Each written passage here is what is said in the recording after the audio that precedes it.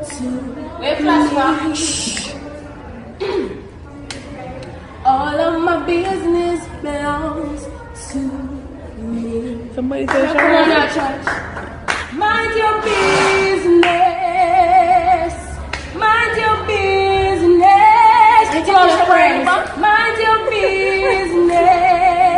Tell the co-workers tomorrow. Mind your business.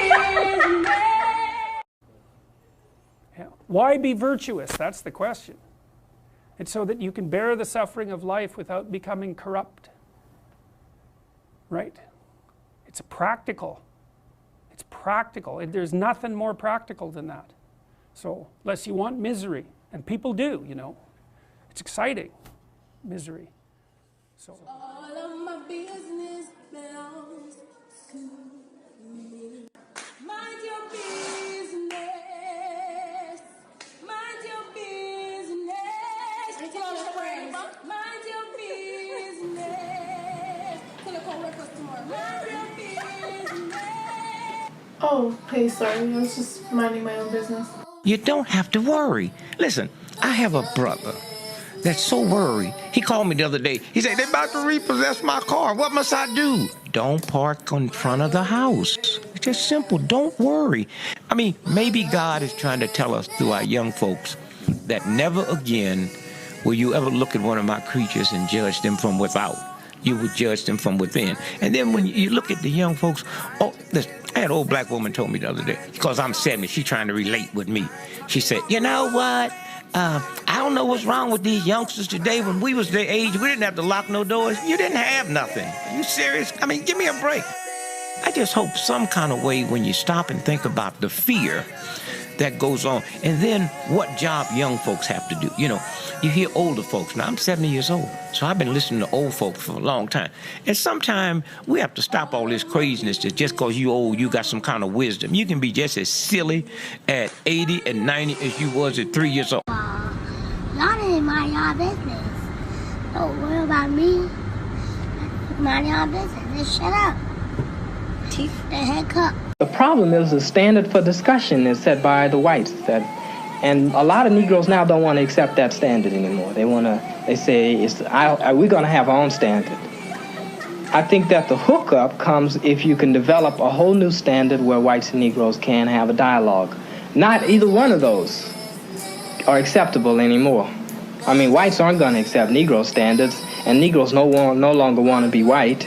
So that the clear thing is to develop a whole new standard, and then everybody move toward that so there can be some kind of dialogue. Let us take a look at Harlem, 1964, when approximately 20 Molotov cocktails were exploded in Harlem. And in 1965 in August in Watts, Los Angeles, 2,000 Molotov cocktails were exploded. I think that we are developing more sophistication, and I think in the next uprising, and I suspect it will probably come either in Washington, D.C. or in another unnamed city, where you're going to find 5,000 Molotov cocktails. And because of the non-fear that the King and that nonviolent movement have, I was able to lose mine.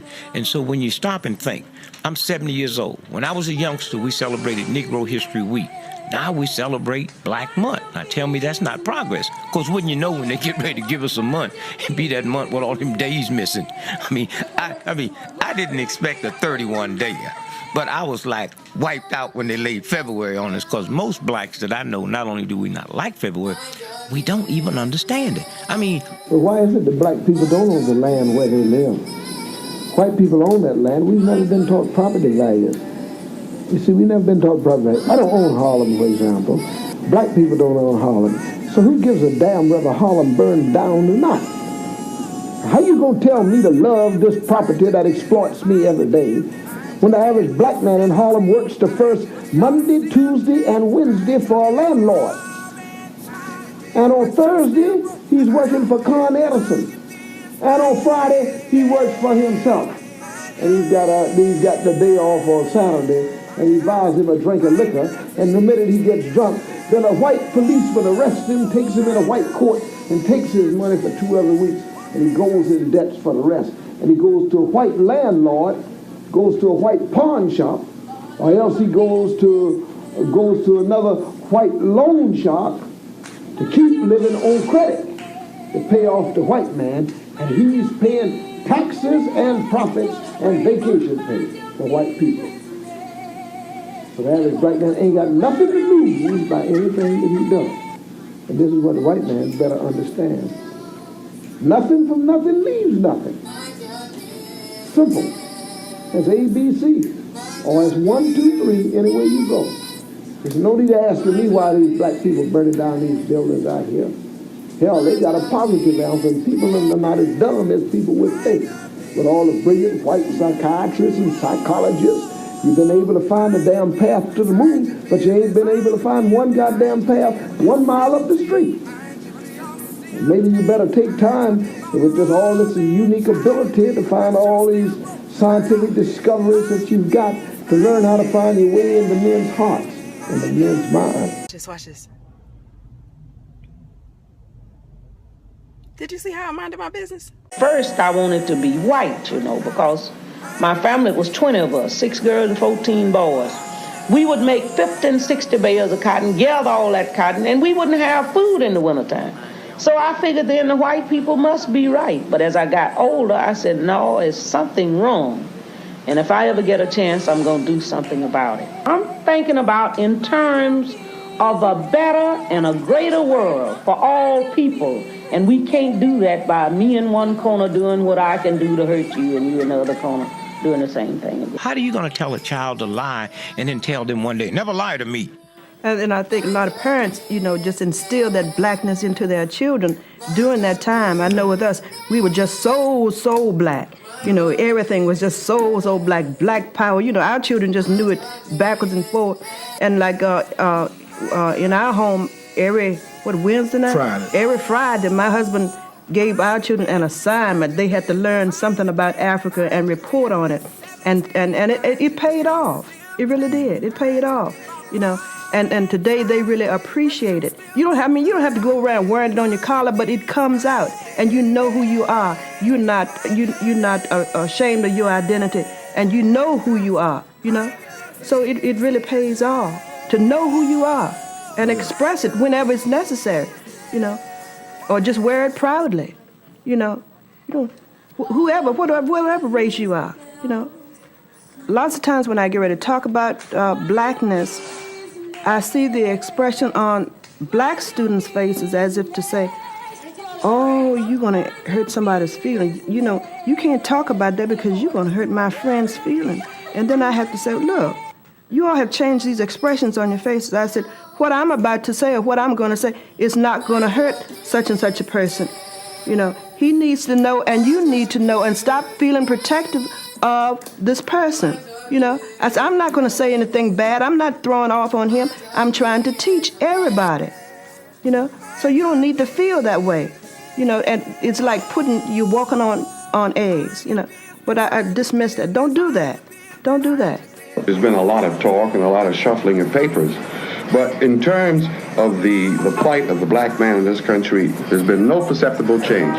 Primarily because the white man has no reason to. He enjoys the highest standard of living. His government enjoys dominance in world affairs. Why should he turn to me now and say, I want to share part of my good fortune with you? He has no reason to. The 400 years that I've existed, 3 generations, why don't you know? Why don't you know that you've got to learn? My mother was ready for integration. You know, she's middle-class Negro. Now, all of a sudden, you come to me and you say, you know, communicate with me. Hell, I've been here all the time. And we've been Where were you? Communicate. Now, what do I have to say to you? The most advanced nation in the world. It has to be resolved. It has to be resolved because I want my children to have an answer. If not me, I personally prefer that I have an answer. You know, I don't have, you know, I like to think I don't have my lifetime to waste on this. And so some kind of way, when you stop and think about, we got to change the books. The books is sexist. The books is racist. I mean, give me a break. Columbus discovered America. Everybody knew that punk got lost. I mean, where was the Indians when he got here? No, this is serious. No. Trust me. If you can discover a country that's already occupied, I take it personal. I can walk out on the parking lot today and discover your car with you in it. Shut up and get in the back seat and teach me Thanksgiving. I mean, finally, let me just say this. If you went home today and me and some black dudes had taken over your house, killed your animals, destroyed everything, killed everybody in the house, and you come stick your key in the door and we open the door and say, and what are you doing here, savage? And you say, who are you? And we say, we the settlers. Now, how would you feel? But go and look at American history. We come here, took their land, destroyed them, and called them the savages, and called us the settlers. And we print that in our history books. Let me put it to you this way. We are proud of being black and of our black heritage. But white America does not accept the concept that this is a multiracial society. It has never accepted the fact that there are black people, brown people, yellow people here alongside them. They've always looked upon America as being white. And hence, all of its propaganda is directed at us to convince us that somehow or the other we must become white before they will accept us.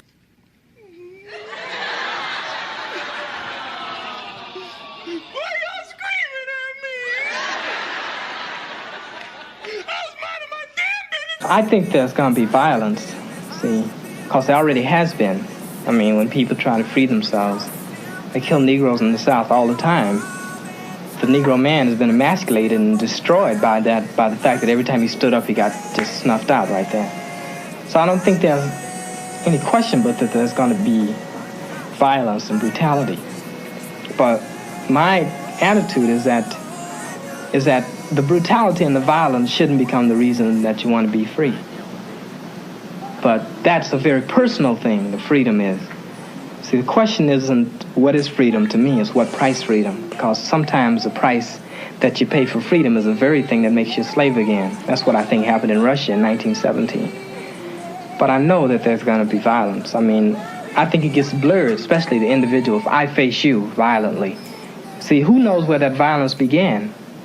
See, I mean, I might, if I face you with a gun and I got orders to kill you and you got orders to kill me, then we can't really deal with each other.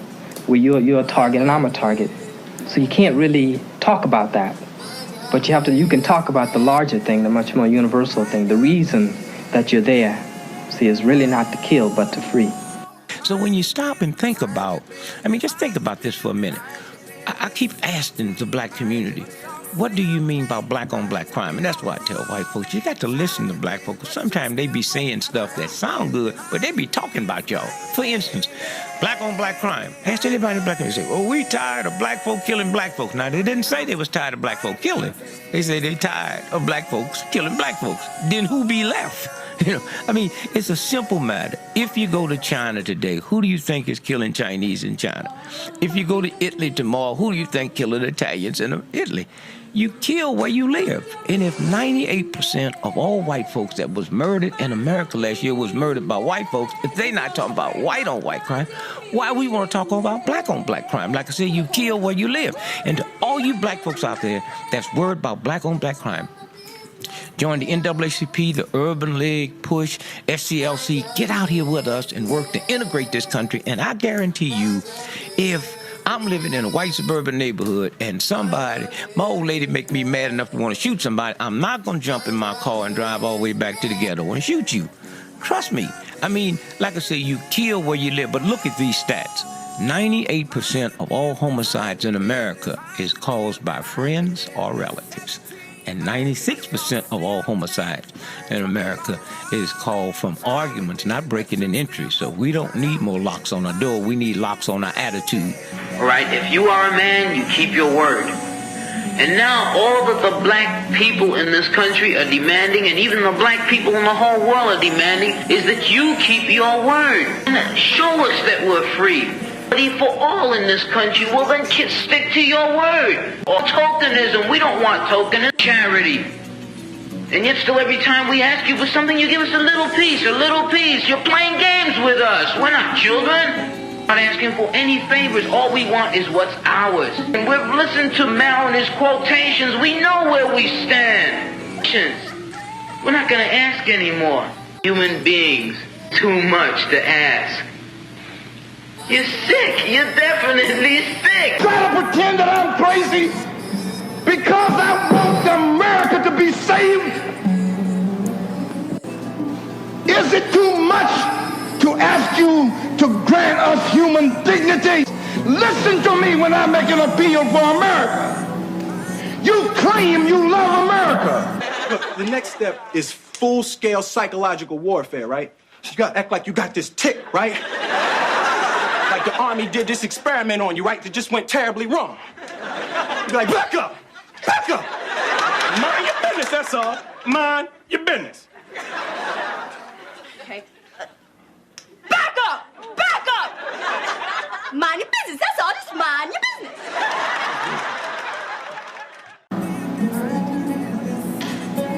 And at that time, I didn't understand that fear and God do not occupy the same space. I began to see America as really an ugly, as a whole thing of it as an ugly scene. After the assassination of President Kennedy in '63, and in particular King in '68, and then Bobby Kennedy, you know, things began to go down. I really saw an ugly scene, but there was a rapid and immediate upsurge of something that held us together. And you know what that was? Blackness, Africanness. Tickets began to be worn, dashikis began to be worn, right on was said, everybody was a brother, everybody was an African, everybody was a sister. We came together, you know, afros were being worn, and there was a heavy wave of that. And that hasn't left me at all. A heavy wave of that kind of blackness and black solidarity. And it looked like everywhere you went, somebody was trying to see who could be the blackest and whatever, you know, where it was. Somebody getting up on a box making a speech, and somebody was, a brother was always trying to show that he was blacker than somebody else. And this was the thing that supported. I remember my pastor saying, he made this statement, Griffin made this statement, said, you know, I really would love to have seen which way King would have gone had he not been killed and had to live through that Africanness that we went through in '68, and '69, and '70, and '71. Till Nixon came in, you know, because we went through a heavy wave of African, Swahili, the language. Then we began to name our children African names. All of these and other things began to upsurge and come into, you know, into focus. So just as the country went down, there was that inner voice of saying, you know, and fellow Stokely and Rap Brown and the Panthers, and these were they who kept us up as well, you know. Panther Party and others, NAA and all the rest. Because I feel that the two-party system is obsolete. The two-party system is so corrupt and immoral that it cannot solve the problems confronting the masses of the people in this country. So you go ahead and vote. So what? So you vote for a senator, and the senator's constituency is either lobbyists who represent big business, or lobbyists who represent himself. Excuse me, ma'am. Excuse me. You in my business? Yeah, don't do that. Anywho. So what? So you can vote. Most people say, if you don't like it here, get out. That's for spineless people. Spineless bastards who don't want to fight for what they believe in. Well, I'm staying here because I was born here. And I am going to fight for my freedom. And before I have kids, I am going to make sure that this damn United States deserves the existence of my kids, because I will not rest until every Sunday school is safe for my kids, so that they won't get killed or beaten up like those kids down in Mississippi. And you know, when you talk about blacks, the progress we've made, and let me just say this, never before in the history of this planet have anybody made the progress that African Americans have made in America, in spite of black folks and white folks being in a state of denial, lying to one another, not talking about it. But the progress. Now the next move is entrepreneurship. I am not going to take this junk, no more. The days of step and fetch it are dead. The days of the black face, big wide-eyed, gin-drinking, black men are dead. Now we have what is called black consciousness. Oh, I'm gonna do that anyway. I'm gonna do that anyway because that's how I am.